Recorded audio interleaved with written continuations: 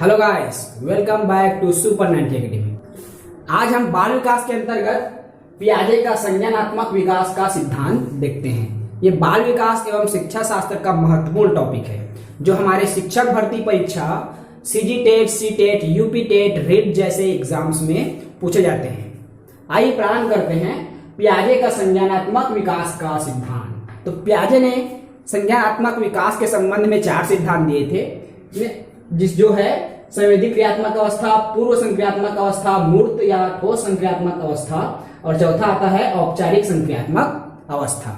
ये 4 सिद्धांत पियाजे ने दिए थे। संज्ञान से संबंधित जैसे जैसे बालक की उम्र बढ़ती जाती है उनमें संज्ञान या ज्ञान की जो क्षमताएं हैं विकसित होता जाता है। इसी को ध्यान में रखते हुए पियाजे ने संज्ञानात्मक विकास का सिद्धांत दिया था। उन्होंने 4 सिद्धांत बताया: संवेदी, पूर्व, अमूर्त और औपचारिक।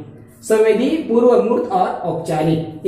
इसकी जो उम्र सीमा होती है 0 to 27, 7, 11, 11 plus above. 0 to 27, 7, 11, 11 plus above. इसको याद रखिए। 0 से 2 वर्ष, 2 से 7, 7 से 11, 11 से ऊपर। आइए प्रारंभ करते हैं सबसे पहले संवेदी क्रियात्मक अवस्था। ठीक है, संवेदी क्रियात्मक अवस्था जिनकी उम्र सीमा होती है जन्म से 2 वर्ष तक। जन्म से 2 वर्ष तक की जो अवस्था है वह संवेदी क्रियात्मक अवस्था कहलाता है। इसमें क्या होता है, बालक संवेदी अंगों से चीजों को देखते हैं। ठीक है, संवेदी अंग अर्थात हमारे मुंह, नाक, कान, आंख, इन सभी के माध्यम से चीजों को देखते हैं। जैसे जो शिशु होता है जन्म के बाद जो 2 वर्ष तक के जो छोटे छोटे जो शिशु होते हैं, बालक होते हैं, वे क्या करते हैं, अक्सर हम देखते हैं कि वो किसी भी चीज को जब पकड़ते हैं हाथ में तो उसको सीधा मुंह में ले आते हैं, उसको स्वाद को जानने की कोशिश करते हैं, उसको छूने की कोशिश करते हैं, उसको देखने की कोशिश करते हैं। अर्थात वे संवेदी अंगों के माध्यम से उनको पहचानने, उनको जानने की कोशिश करते हैं। इस प्रकार जो 2 वर्ष तक के जो बालक है, जो संवेदी क्रियात्मक अवस्था के बालक हैं, वे संवेदी अंगों के द्वारा चीजों को देखते हैं, उनको पहचानते हैं। बुद्धि उनके कार्यों से निर्धारित होती है। बुद्धि उनके कार्यों से निर्धारित होती है कहने से तात्पर्य है कि जब भी बच्चा कोई कार्य करता है, शिशु कोई कार्य करता है, तो उस कार्य को देखकर हम यह अंदाजा लगा सकते हैं कि इस बच्चे में या इस शिशु में बुद्धि विकसित हो रही है। जैसे क्या होता है, कभी कभी बच्चा कोई खिलौना हाथ में पकड़ा है, हाथ में खेलते खेलते अचानक से वो खिलौना छूट जाता है और किसी कपड़े में गिर जाता है, तो उस कपड़े को खींचने लगता है ताकि वह खिलौना उसके हाथ में वापस आ जाए। इस प्रकार से बच्चे में एक बुद्धि का भी विकास होने लगता है। यह क्या किसमें होता है, संवेदी क्रियात्मक अवस्था में। ठीक है, अर्थात इसमें संवेदी अंग, चाहे आंख, कान, नाक, मुंह, कुछ भी हो, संवेदी अंगों के माध्यम से वह चीजों को समझने या जानने लगता है। किस अवस्था में, संवेदी क्रियात्मक अवस्था में। उसके बाद हमारा दूसरा आता है पूर्व संक्रियात्मक अवस्था। पूर्व संक्रियात्मक अवस्था की जो उम्र सीमा होती है 2 वर्ष से 7 वर्ष तक होती है।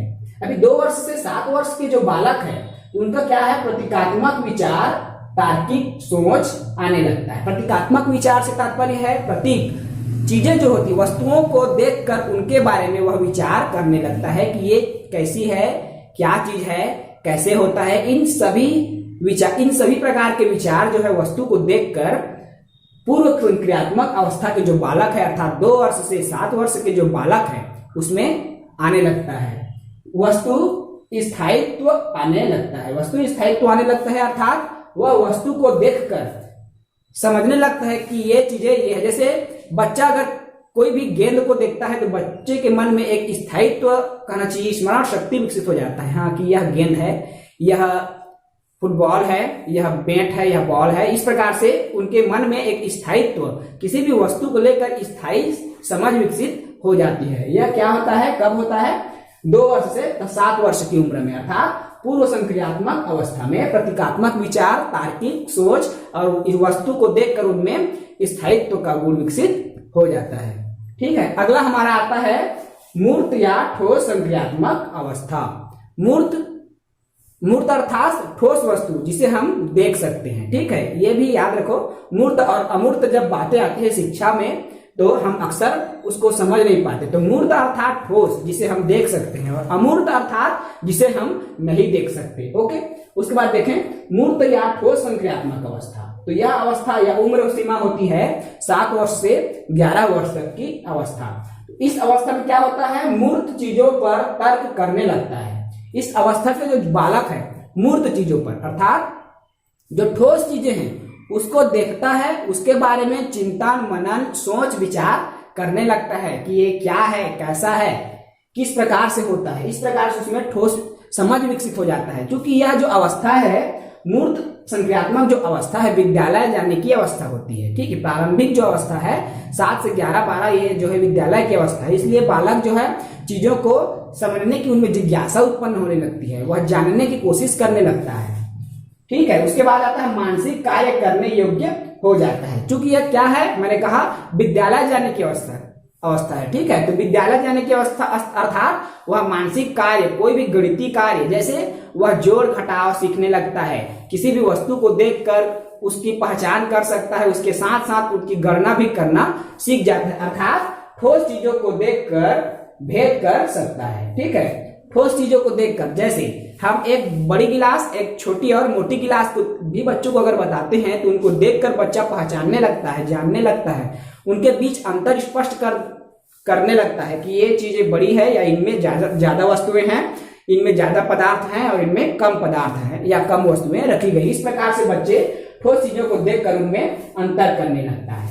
ठीक है, हमारा चौथा और अंतिम जो पॉइंट है या चौथा और अंतिम जो अवस्था है औपचारिक संक्रियात्मक अवस्था, जो 11 वर्ष से ऊपर की अवस्था होती है। इस अवस्था में जो व्यक्ति है वह परिपक्व होने लगता है। अर्थात यह अवस्था 11 वर्ष से लेकर हमारे जो जीवन काल की संपूर्ण अवस्था या प्रौढ़ावस्था कहना चाहिए, वो सभी औपचारिक संक्रियात्मक अवस्था में आता है। औपचारिक में अर्थात इसमें अमूर्त कार्य, अमूर्त के से तात्पर्य है जो चीजें हम नहीं देख सकते। ठीक है, ठोस चीजें मतलब मूर्त जिसे हम देख सकते हैं, लेकिन औपचारिक अर्थात अमूर्त, इसको भी याद रखिए आप, औपचारिक अर्थात अमूर्त, औपचारिक अमूर्त। इस छोटी सी ट्रिक समझिए या जो भी समझिए, इसके माध्यम से आप याद रखिए। औपचारिक अर्थात अमूर्त, तो अमूर्त संक्रियात्मक अवस्था 11 वर्ष से ऊपर है। इस अवस्था में जो चीजें हमारे सामने नहीं हैं उसका भी हम चिंतन मनन विचार विमर्श कर सकते हैं, उनके बारे में सोच सकते हैं। अमूर्त तर्क का उपयोग करने में सक्षम हो जाता है। जैसे हम घर में बैठकर अपनी किसी भी जगह में, किसी भी गांव में, शहर में, नगर में, घर में बैठकर हम किसी दूसरे जगह के बारे में सोचने लगते हैं, सोचने में सक्षम हो जाते हैं। अर्थात हम यहाँ पे हैं तो आज हम मुंबई, दिल्ली, महाराष्ट्र, गुजरात, केरल जैसी जगहों के बारे में हम सोच सकते हैं। हमारे मन के माध्यम से, मन की जो गति के माध्यम से हम वहां तक पहुंच जाते हैं। कब सक्षम होते हैं? 11 वर्ष से ऊपर या औपचारिक संक्रियात्मक अवस्था में ये सब कार्य हम करने लगते हैं। समस्या समाधान योग्य हो जाता है। ठीक है, समस्या समाधान, कोई भी समस्या हमारे सामने जब आती है तो हम उस समस्या को तर्कपूर्ण तरीके से सोच सकते हैं और उसका समाधान निकाल सकते हैं। यह पूर्ण परिपक्व की अवस्था होती है। इसमें हम विवेकपूर्ण तरीके से स्वयं निर्णय ले सकते हैं और उसका समस्या समाधान भी कर सकते हैं। इस प्रकार जो पियाजे का संज्ञानात्मक विकास की जो सिद्धांत है बहुत ही इंपॉर्टेंट है। इसमें से जो प्रश्न है 1 या 2 अंक का आता ही है। संवेदी पूर्व मूर्त औपचारिक 0 to 27 7 11 11 plus above, 0 to 27 7 11 11 plus above.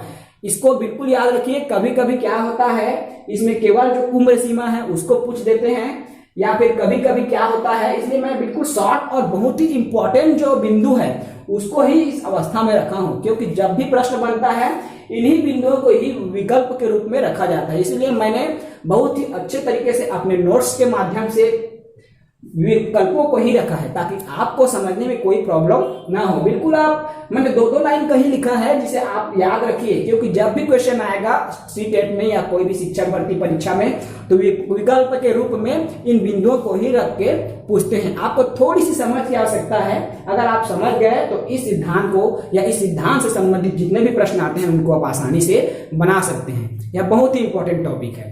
आज का हमारा यह वीडियो आपको कैसा लगा प्लीज नीचे कमेंट बॉक्स पर कमेंट करके बताइए और हमारे इस YouTube चैनल को सब्सक्राइब कीजिए। Thank you.